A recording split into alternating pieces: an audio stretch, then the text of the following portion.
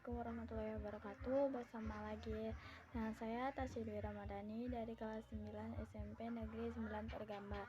Di sini saya ingin menjelaskan tentang adaptasi yang menjadi evolusi. Halo semua, Assalamualaikum warahmatullahi wabarakatuh. Bersama lagi dengan saya Tasya Dwi Ramadhani dari kelas 9 SMP Negeri 9 Tergamba. Di sini saya ingin menjelaskan tentang adaptasi yang menjadi evolusi pada hewan. Oke, sebelum kita tahu apa yang dimaksud dengan adaptasi atau evolusi adalah di sini saya ingin menjelaskan sedikit tentang adaptasi. Adaptasi adalah penyesuaian diri yang dilakukan makhluk hidup terhadap lingkungan sebagai bentuk pertahanan diri. Kemampuan beradaptasi berperan penting dalam kehidupan agar terhindar dari ancaman kepunahan. Adaptasi disebut juga sebagai penyesuaian diri baik itu melalui genetik ataupun habitat. Yakni di sini ada asal-usul kehidupan evolusi. Kehidupan evolusi adalah perubahan perlahan-lahan dan secara bertahap yang berlangsung dalam waktu yang sangat lama, di mana terjadi perubahan bentuk menjadi lebih baik atau lebih kompleks. Contohnya perkembangbiakan evolusi pada hewan sapi. Di sebagai besar keluarga Artichodatly, jantan dari semua spesies memiliki tanduk atau tanduk secara luas dianggap berevolusi untuk pertarungan intraseksual demi wilayah atau pasangan. Sebaliknya, betina hanya mempunyai tanduk pada satu spesies, Charid, dan keberadaan kula saat bervariasi pada spesies sapi betina. Suatu masalah yang bahkan membuat Darwin kesal. Ada beberapa upaya untuk menjelaskan penyebab evolusi produksi sapi pada sapi betina. Roberts 1996 menyatakan bahwa burung habitat mungkin berevolusi karena persaingan dalam perebutan sumber makanan, sehingga memberikan bukti bahwa keberadaan burung habitatnya dengan peningkatan ukuran kelompok. Estes 1991 mengemukakan bahwa cula betina adalah suatu bentuk memiliki jantan untuk meredam agre yang ditunjukkan pada anak laki-laki.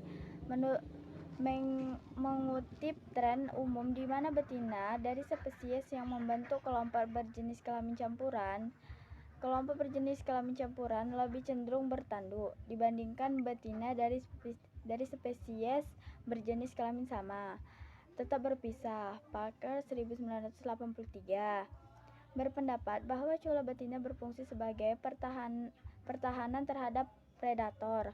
Hal ini menunjukkan bahwa cula betina dari spesies yang lebih berat cenderung mempunyai cula. Terakhir, Clytie 1985 mengusulkan bahwa pada sebagian besar spesies, cula betina bersifat non-adaptif dan bertahan karena pleiotropy dan perubahan genetik ke kondisi tanpa cula dapat menyebabkan kemandulan, yakni keterbukaan habitat. Karena spesies yang hidup di habitat yang lebih terbuka dengan tutupan pelindung yang lebih sedikit, cenderung lebih mudah dilihat oleh predator. Kami membuat skor keterbukaan untuk setiap spesies dengan mengedit kategori habitat yang diberi skor sebelumnya. Carlo DDK 2004 menggunakan NOACS 1999 agar hanya mencakup tipe habitat primer. Pembatasannya hanya pada satu atau dua tipe habitat per spesies untuk memberikan bobot yang lebih besar pada habitat di mana spesies tersebut menghabiskan sebagian besar waktunya.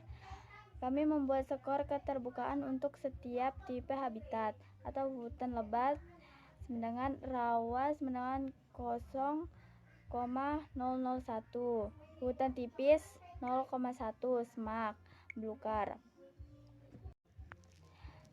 belukar sama dengan 0,2, padang rumput sama dengan 0,75, berbatu 0,9, dan tundra sama dengan gurun sama dengan 1. Yang dirumuskan berdasarkan seberapa banyak tutupan relatif. Masing-masing tipe habitat yang disediakan dan seberapa hewan dapat dilihat di setiap lingkungan. Hewan mungkin hanya dapat terdeteksi dari jarak yang sangat pendek di hutan lebat dan rawa-rawa lebat.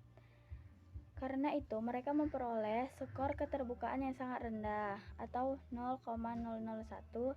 Hewan kemungkinan besar lebih mudah dideteksi dari jarak jauh di habitat gurun dan tundra, atau keduanya 1. Yakni ada 4 mekanisme utama evolusi. Yang pertama adalah seleksi alam, yang kedua mutasi bias, dan yang ketiga penyimpangan genetik, dan yang keempat terakhir adalah aliran gen. Mekanisme yang pertama dari evolusi adalah 1. Seleksi alam. Syarat yang wajib terpenuhi untuk dapat terjadi. 1. Ada variasi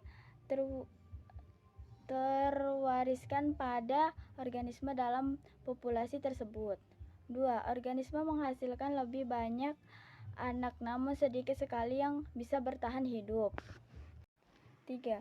Anak-anak ini atau keturunan ini bervariasi kemampuan bertahan hidup dan berproduksi. Mekanisme evolusi yang kedua itu adalah mutasi bias. Mutasi dapat juga berfungsi sebagai mekanisme evolusi. Bila ada beberapa probabilitas pada tingkat molekul agar mutasi dapat terjadi. Mekanisme evolusi yang ketiga adalah penyimpangan genetik. Penyimpangan genetik adalah perubahan frekuensi dari alel satu generasi yang selanjutnya.